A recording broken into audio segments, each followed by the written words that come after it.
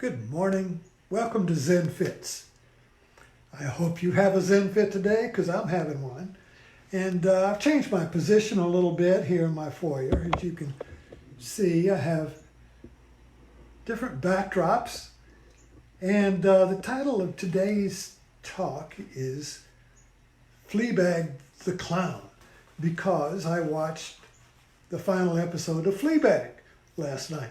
This is the Amazon Prime 2 seasons show called Fleabag that won several Emmys, Best Comedy, Writing, Actress.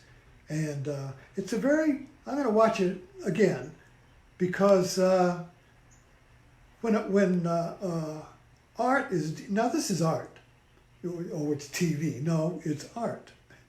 There's good art and bad art.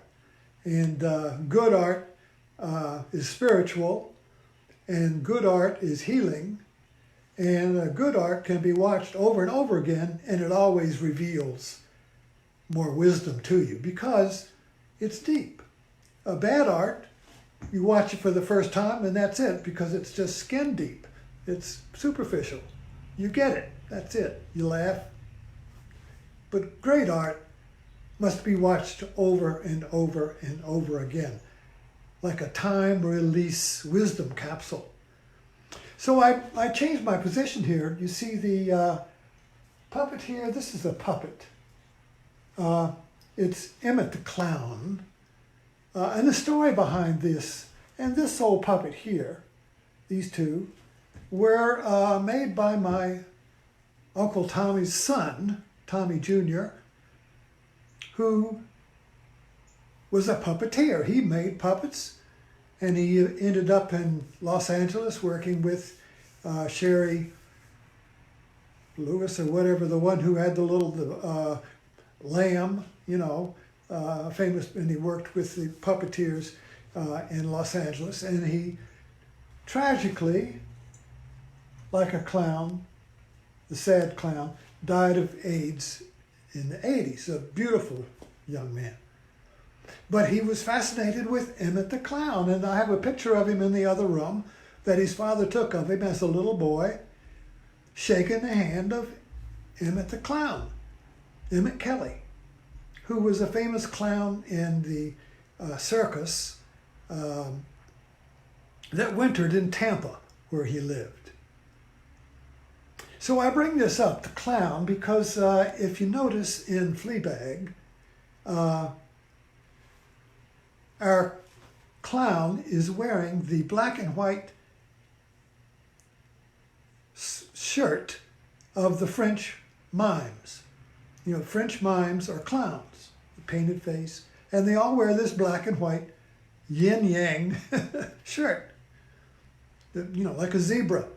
And she was wearing that, and that was a clue that she is a mime. She's a clown. Now, Emmett Kelly, a little closer here.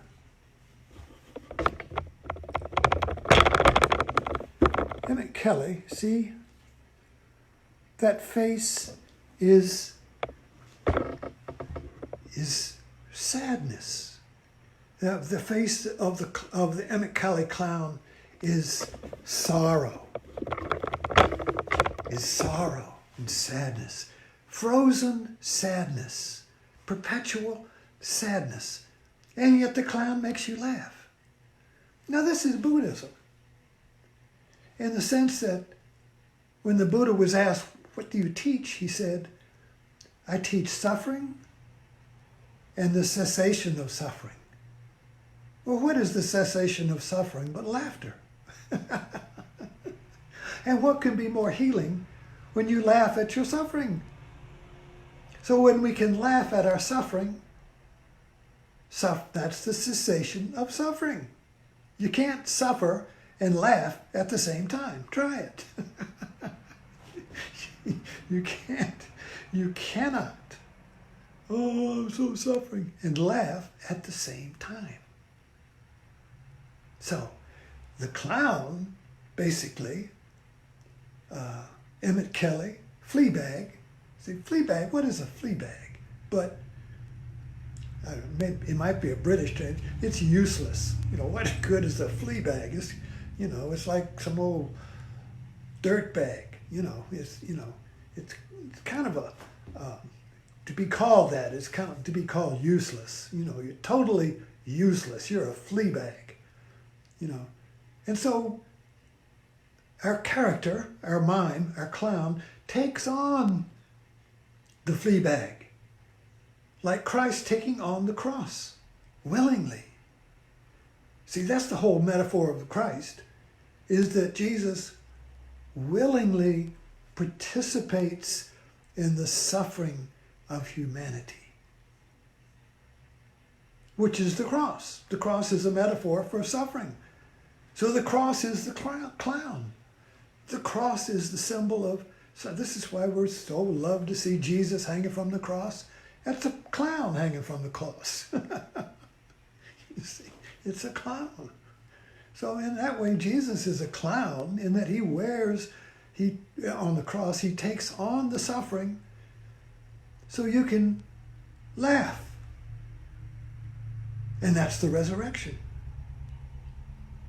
So the clown is a Christ metaphor who takes on the suffering and makes you laugh at it. So you see, when the suffering is objective, someone else is suffering, I feel sympathy and all that. But our suffering, you see, is subjective. I suffer, you see. And so the clown, so this is why in the Fleabag, our character, our clown, is constantly in the play, talking like actors in a play, TV is a play, in the play, but then she looks aside at you and says, oh, that's not true. So she's connecting her character with you. That's you subjective, not you as an object, you subjective. So she is constantly switching back and forth between her clown character, who's a total mess, and you. And so there's this three-way going here. She's relating to the other characters in her play, and then she's relating to you, you see. And so she works through her inconsistencies. She works through her suffering. And the art, as art, you see, the art takes on your suffering and says it's okay. And she makes you laugh at your suffering. She makes you laugh at your suffering because she's included you in it, you see. And in the end, she smiles and says, you're okay. You're okay. You're always okay. No matter what suffering is happening, you're okay. No matter what your mind is doing, you're okay. You can laugh at it. You can laugh at your suffering because you're okay. You see, it's so simple. It's so simple. You're okay. Therefore, when you know that, when you see that okayness, you laugh. Why? Because you're okay. Thanks for dropping in.